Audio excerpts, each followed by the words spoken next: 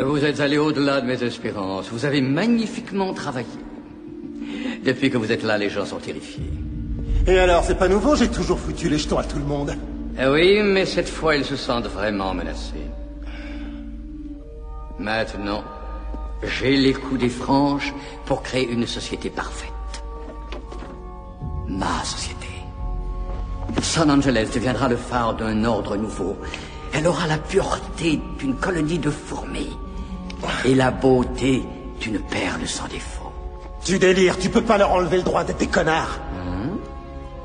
Je sais à quoi tu me fais penser. Un diable déguisé en Père Noël. Oui, tu veux le descendre, s'il te plaît? Il me fout les boules, ce mec. Qu'est-ce que c'est, une Marlboro? Une cigarette, n'importe quelle cigarette. Fumer vous fait du mal. Il a été estimé que tout ce qui nous fait du mal est mauvais. Donc interdit. Alcool, caféine, viande, sport de contact. Vous foutez de ma gueule. John Spartan, vous avez une amende d'un crédit pour infraction au code de moralité du langage. Qu'est-ce que c'est que cette connerie?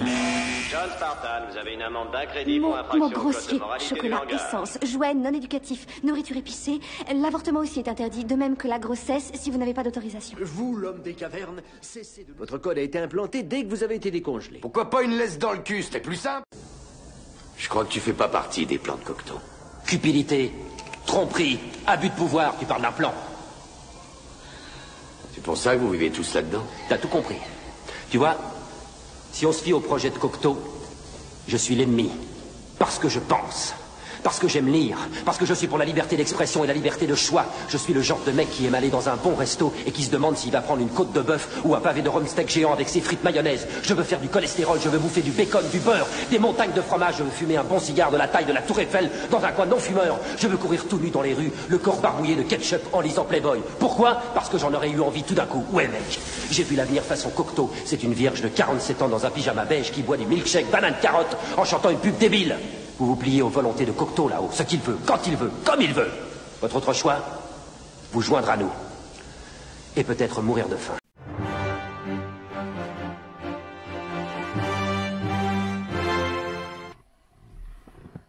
Bienvenue les platistes. On va parler un peu du grand reset de Klaus Schwab, en passant par le film Demolition Man dont on a vu l'extrait, avec Stallone et puis Sandra Bullock, film de 1993. Quel est l'intérêt de ce film? C'est qu'il y a beaucoup de parallèles avec le grand reset de Klaus Schwab, par exemple. Cocteau, cette personne qu'on voit là, grisonnant, c'est celle qui a le rôle de Klaus Schwab dans le film. Suite à un poste de Vue du Québec, c'est un film passé inaperçu, nous dit-il, à la limite perçu comme ringard, qui illustre bien le plan 2030. Jumelé au crédit social est le meilleur des mondes, un monde aseptisé. C'est un monde où il y a plusieurs castes. Il y a la caste des personnes qui sont dans les bas-fonds, et puis ceux qui sont dans la ville, la cité. Ils bénéficient de la technologie et de l'ennui, parce que c'est une société tellement aseptisée que les gens s'ennuient. Donc la question que je pose au début, c'est nous les pseudo-complotistes, sommes-nous réellement les gens des bas-fonds? Comme dans ce film, j'ai l'impression que oui. Donc c'est le premier parallèle. Les personnes qui n'ont pas subi l'injection sont des citoyens de deuxième catégorie, et on peut les apparenter à ces personnes qui vivent dans les bas-fonds du film.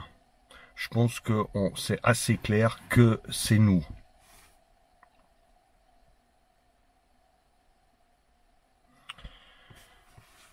Je dis encore, il y a plein de choses dans ce film, ça risque d'être un chef-d'œuvre. Un chef-d'œuvre parce que, comme les choses tournent, ce film prédirait vraiment le plan de Klaus Schwab.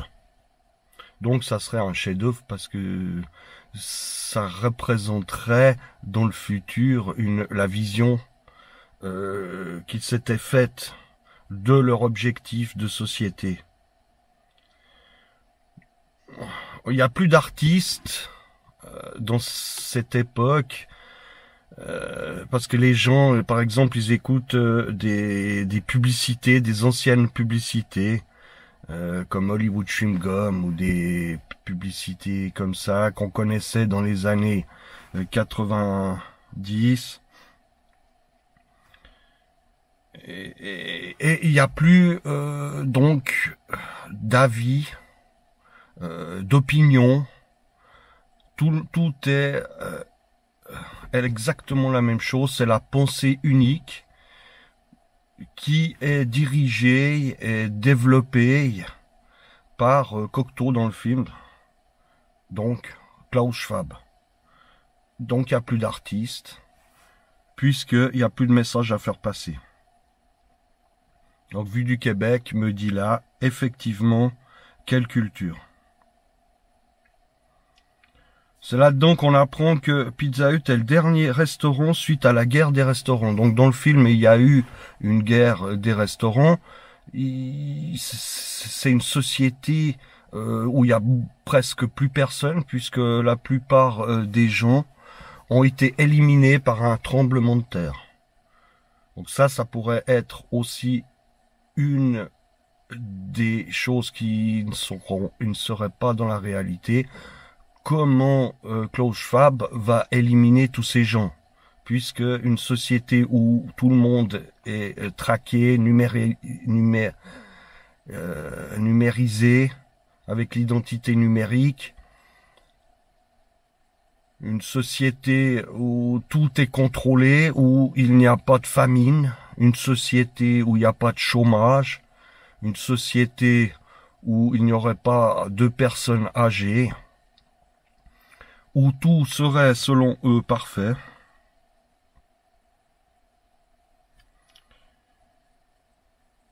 Eh ben, c'est pas une société terrible, et donc il y a eu plein de remaniements, comme une guerre des restaurants, et sur l'intégralité de la planète, comme on comprend, il n'y a plus qu'un seul restaurant, c'est Pizza Hut. Vue du Québec me dit la restauration qui a été le secteur le plus pénalisé par les restrictions, destruction de l'économie en marche. Voilà, il faut tout remettre à zéro pour repartir, donc il faut tout détruire. La société est divisée en cas, ceux qui sont obéissants et les spontanés, pleins de vie et d'insouciance, qui vivent dans les bas-fonds, les égouts de la ville digitalisée. C'est ce qu'on a vu tout à l'heure.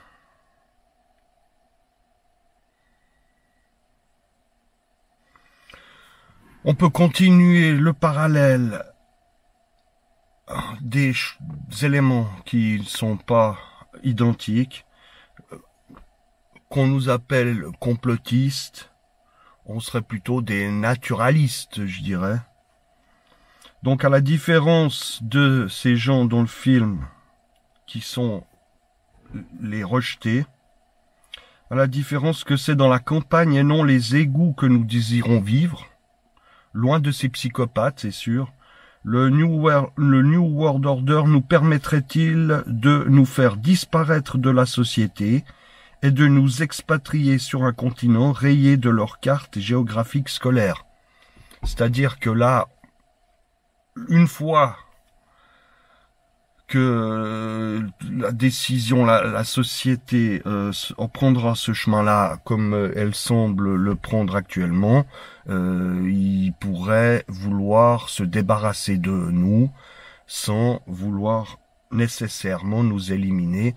On pourrait leur demander de nous envoyer, de nous laisser un continent comme les Juifs avaient eu leur terre. Voilà, ça c'est une possibilité pour pas qu'il y ait de heurts.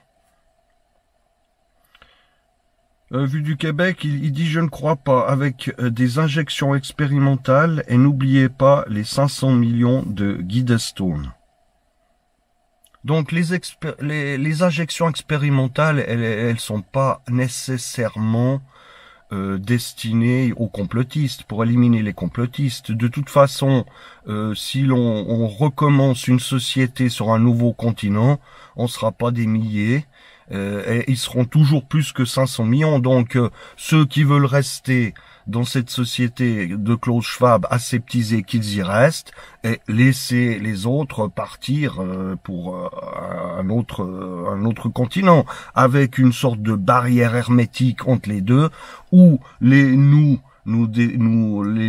laisserions en paix ces gens sans avoir de contact avec eux. Ça serait vraiment une rupture avec deux humanités qui évoluent séparément.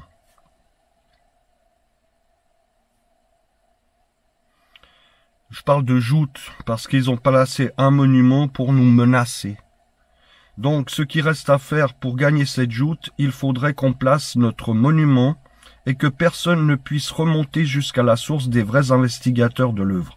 L'idée est trop bonne, quoi, je sais pas ce que tu en penses, vu du Québec. Donc pour répondre à leur message, montrer qu'on n'a pas peur, on pourrait faire un monument où on place nos revendications dessus qui leur seraient adressées.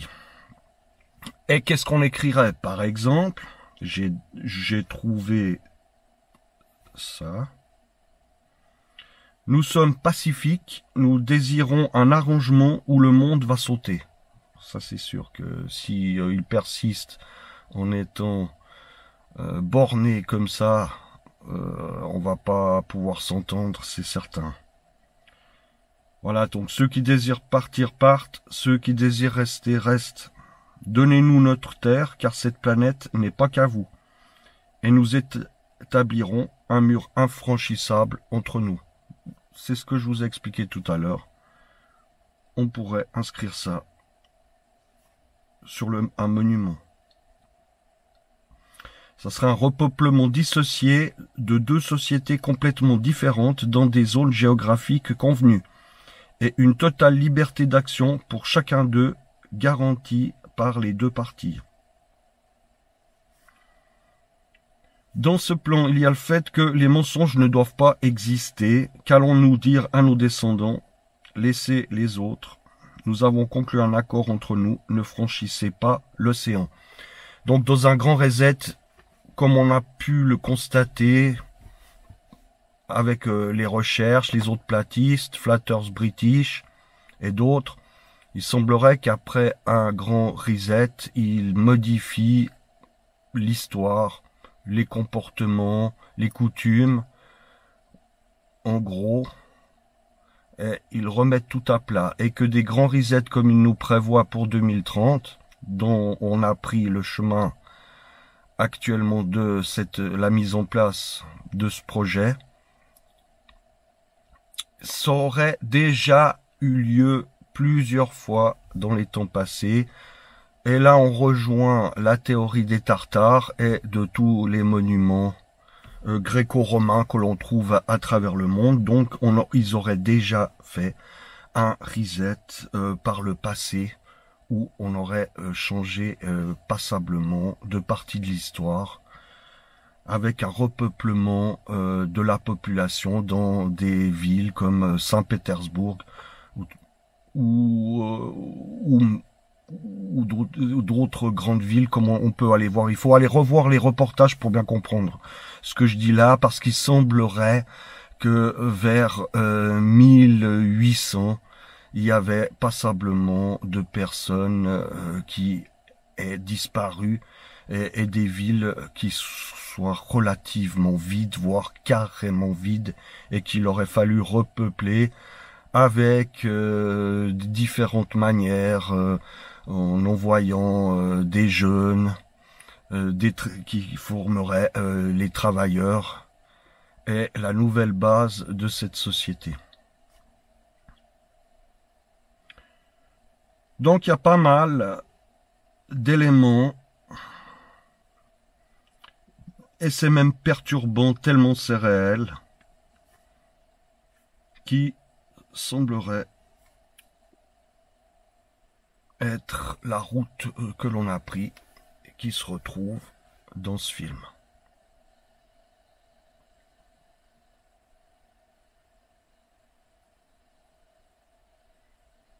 C'est pour dire que dans leurs films, c'est plus proche de la réalité que leurs infos. Merci de votre écoute et à la prochaine pour des nouvelles de la Terre plate. Bye.